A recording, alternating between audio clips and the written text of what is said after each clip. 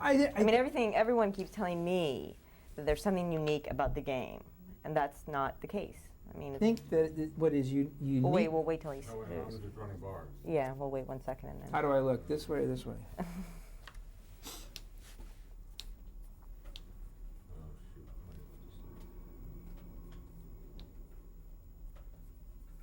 He doesn't even look at me. Yeah. No, because we'll be done actually soon. I mean, it won't be too much longer. Sure, I love to pontificate.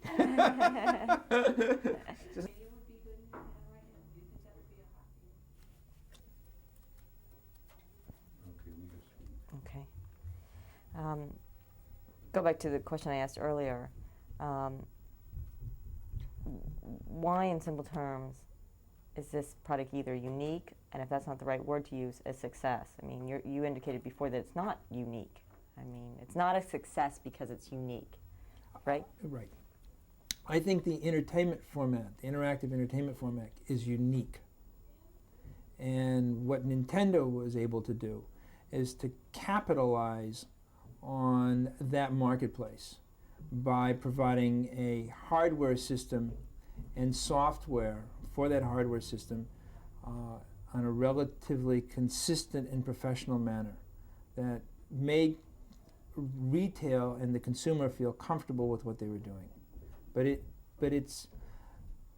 They are aware, as many other people are aware, that the interactive entertainment is a unique form of entertainment, and that it is one, like records and books and films, that will continue as far into the future. There's no reason why you would move away from the format. And so what Nintendo did was to take advantage of that format by providing a piece of hardware that would work within that format, and enough software to make it interesting for the consumer. And it's also different than computers because we're working with a non-copyable medium so far. And what happened with the home computer software business and why it has such a difficult time is that schoolyard distribution is much better, faster, quicker, cheaper, and more efficient than retail distribution. And the kids will take a disc as soon as the game comes out, and it's gone. And there's no way to market behind the product. There's no way to promote the product, and there's no way to develop a large company behind that product. And so it just kind of keeps itself in the same kind of circle all the time. It can't get any bigger because there's too many people that are copying what's available. Whereas with this particular format, they can't do that. So all of a sudden, you can spend enough to make people aware of what's going on. So, and as you said before, it's not the game that's unique, it's the way that they marketed it. I mean, is that... You want me to say that? Well, I want you to say something that, or it doesn't have to be that, or something that tells me in a... In one sentence that they can put one thing behind it. Or it doesn't have to be one sentence or one thought that will tell us... No, I will tell you, it's not. It is not the system that's unique. It is the way that the system was marketed in the United States. That's why Nintendo's successful. And is it the same over in Japan? The same reason? Yes. Yeah, because they did this. They used the same basic tools, the same basic information that they developed in Japan. And they brought that into the United States, and they said to themselves, if it worked in Japan, we believe it will work in the United States. We understand it's a different market, and we'll test our theory out. We won't try and blast the United States at one Christmas time. We'll work in a defined market.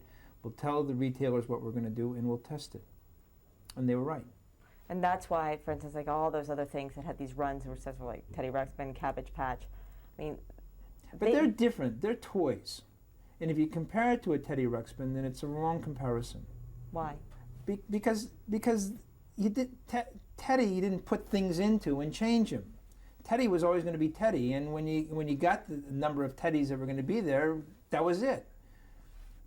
This one changes. This one is this box like a telephone, but you can do something with the box. The box changes every time you put something new. in the slot. And hello?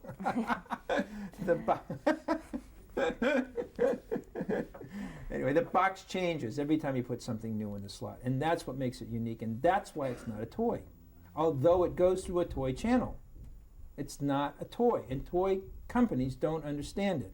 There is only one toy company in the United States that's participating in the market today, and that's LJN. Okay. Anything else?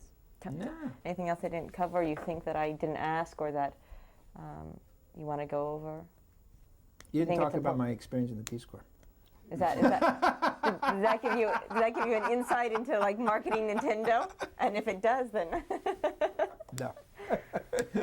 No, thank you very much. you think we've covered? Okay, Yeah. great. And I'll ask you because it was a good point. We were comparing Teddy Ruxpin. Yeah, and you were talking about the difference between a toy Right. and Nintendo. The reason that Nintendo was successful and it's different than Teddy Ruxpin is that Teddy always did the same thing. And when you had Teddy, he was Teddy. But with the Nintendo, you put something in it. Every time you could do something, you put something in it, and you made it different.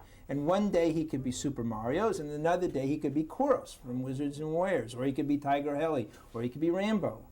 And it was a different action, just like a phonograph record and a VCR. And it's a black box the kids use, and it's not a toy. It's goes through a toy channel, but it is not a toy. It equates itself more to a piece of entertainment. It's just its distribution happens to be at this time through the toy channel. Great. Good. Perfect.